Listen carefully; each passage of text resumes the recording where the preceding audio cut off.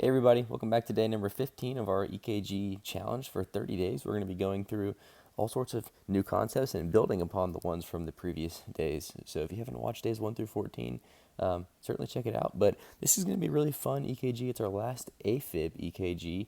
And I really picked this one because I wanted to integrate AFib in the setting of other findings, because we do need to start to narrow down our ability to anatomically dissect these EKGs. And so I want you to see kind of how AFib can coexist with other EKG diagnoses. So zoom in here and let's just recall that AFib is due to these micro reentry pathways within the atria.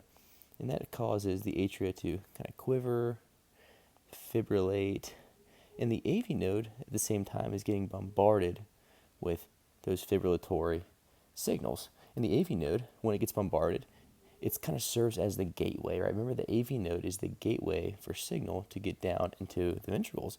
And the AV node is protective in the setting of AFib in that it doesn't let every single signal down that it comes in contact with. It only lets signals down every so often, right? Because we know that the AV node, every time it sends signal down, it must recover in order to send the next one down.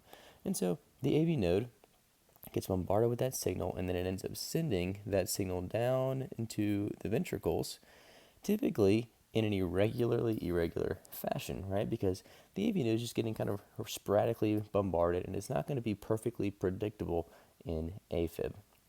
And so one thing that I like to stress about this is that these atrial fibrillatory waves will cause the irregularly irregular rhythm, right? So this is going to cause the rhythm to be very irregular atrial fibrillatory waves in the setting of the AV node conducting those signals down.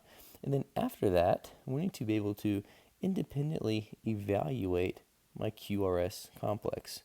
So the QRS complex that is being formed kind of in an independent fashion. So we need to assess that separately. So when I see an EKG like this, where I have what appears to be an irregular rhythm, right? Look at the kind of interval here, compare that to the interval here. It's a little bit longer, and then it gets even longer, and then it gets short again, right? And we see that this rhythm kind of changes over time. It's not particularly consistent, and when I look in front of my QRS complexes, I don't see any organized atrial activity. Instead, I see maybe some slight oscillating baseline that may be indicative of an atrial fibrillation. But when I look at my QRS complex, I would expect that my QRS complex would be narrow since it's AFib. But when I look and measure my QRS duration, it's actually wide. My QRS duration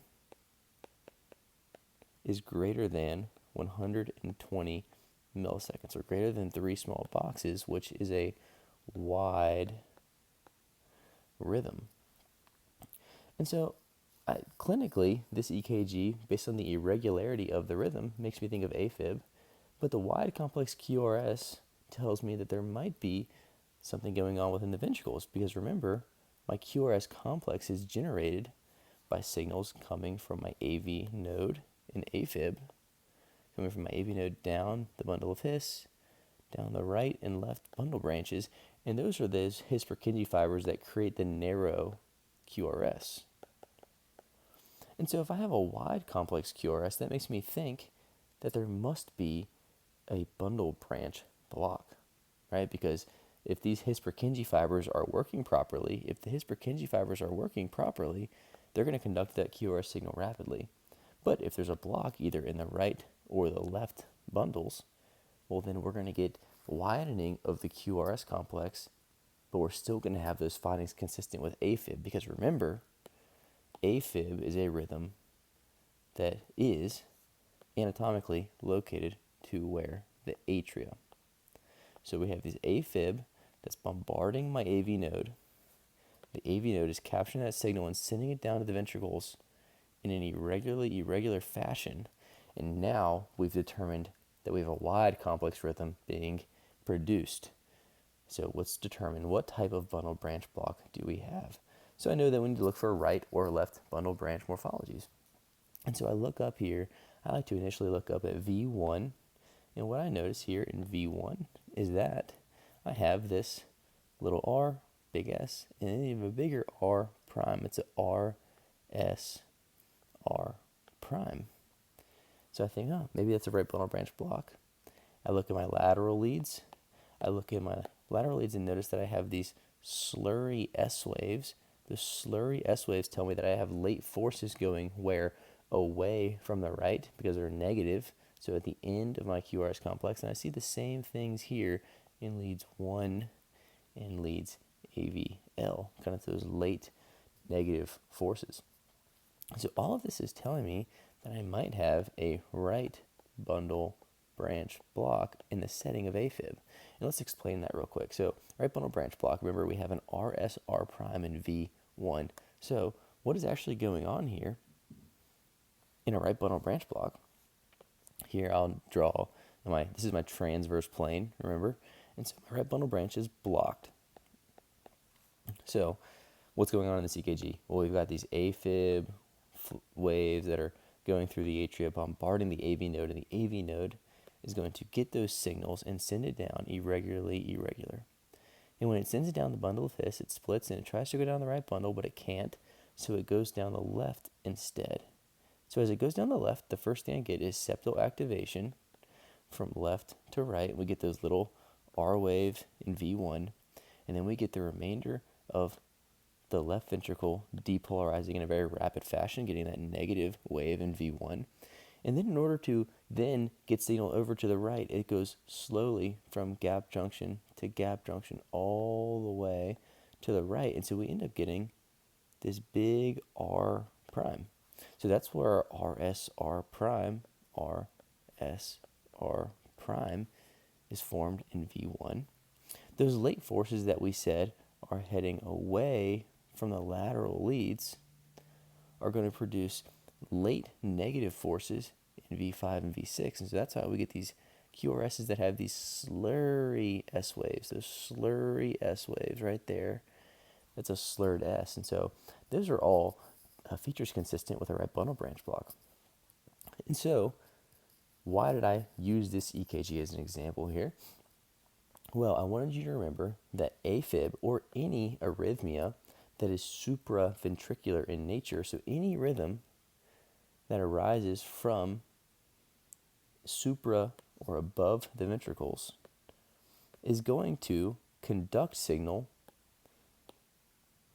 completely in a independent fashion through the ventricular system. So any arrhythmia that arises from here, so of any supraventricular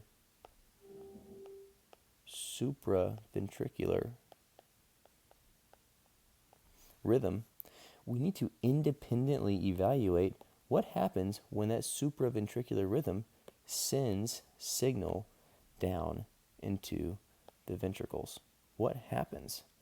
Because those rhythms are going to not affect the ventricular activation system itself. It's going to be arising from the atria, and it's going to be driving those rhythms down into the ventricles. So this is a great example in AFib, where we have a supraventricular arrhythmia, where we have fibrillatory waves within the atria conducting sporadically through the AV node in a wide, complex fashion. And we can then dissect down, why would the QRS duration widen? Well, the only reason why is that those fibers, the His-Purkinje fibers that are rapidly conducting, are not doing their job so well. So I look for blocks along that system, and that's when we found our right bundle branch block.